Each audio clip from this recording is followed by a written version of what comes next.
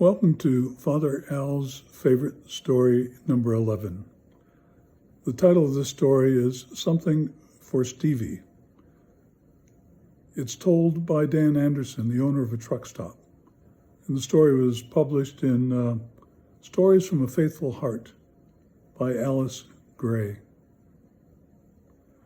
Well, Dan begins the story by saying, he says, I'm not biased, but I had some concerns when the welfare worker brought Stevie to me and asked me to hire him as a busboy.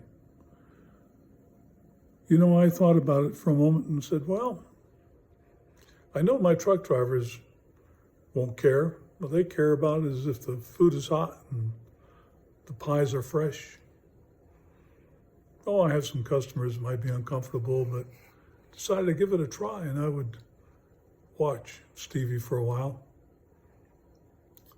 Well, it didn't take long for Stevie to have his stubby little finger wrapped around all of my staff.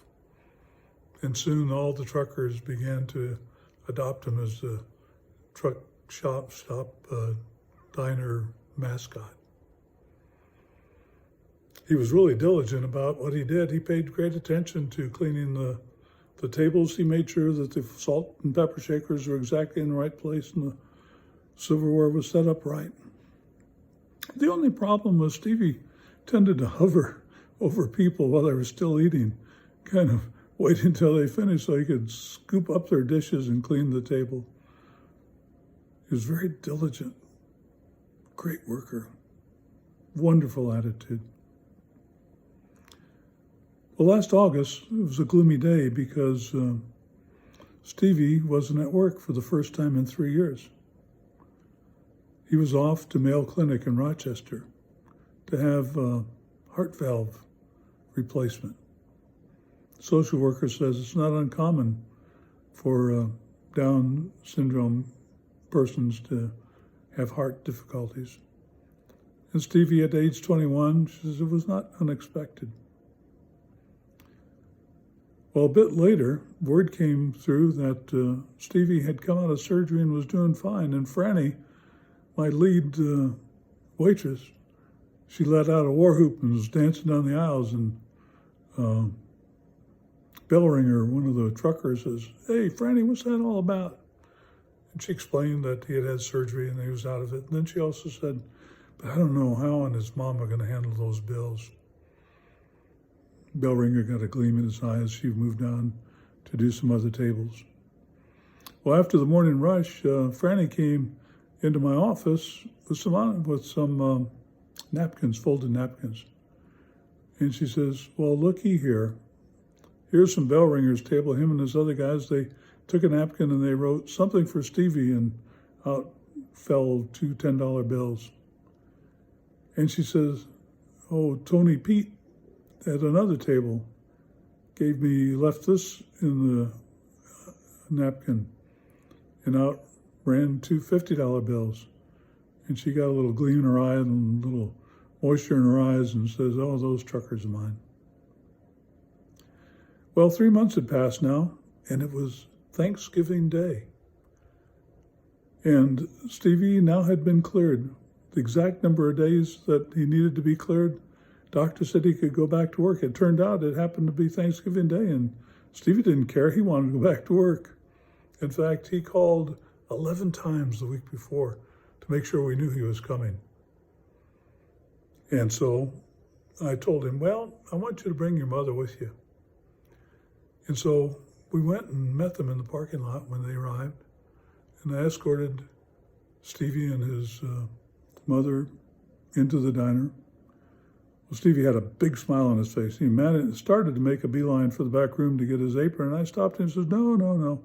He says, I'm gonna treat you and your mom to breakfast first. Come with me. And they made their way in the back of the room to a big round table in the corner. And Dan says, there was kind of a procession of people following us, the waitress staff and some of the truckers, big smiles on their faces, joined the procession. We got back to that table, and it was just covered with dishes and cups and saucers and silverware and napkins sticking out all over the place. Well, he turned to Stevie and says, well, this is the table I'm going to feed you breakfast at. You better get busy and clean it up. I said, sternly as I could. And Stevie started right in, and he started pulling the dishes and napkins, and all of a sudden there was a napkin that came out, and it said something for Stevie, and there was a check for $100. Another one, something for Stevie, and $20 bills and $10 bills were falling out. And the owner says, I got next to Stevie's mom, and I said to her, there's $10,000 in all of that. Money donated by truckers and by trucking companies, knowing that you could use a little help right now. And there was a lot of hooping and hollering and some tears too, as Stevie just kept focused on cleaning that table. Oh, he was the best worker I ever had. Something for Stevie. It's a great Thanksgiving story at any time of the year, and we have a lot to be thankful for. We've got a loving Jesus every day. You know, as Stevie didn't mind bussing tables, Jesus didn't mind washing feet. He's a humble servant. He wants us to be happy. So we have much to be thankful for. Even during this pandemic and this shut-in time and all of the challenges and the sadness and the deaths that are taking place, thankful for all the medical people and all they do and all the grocery store workers and on and on and on and on.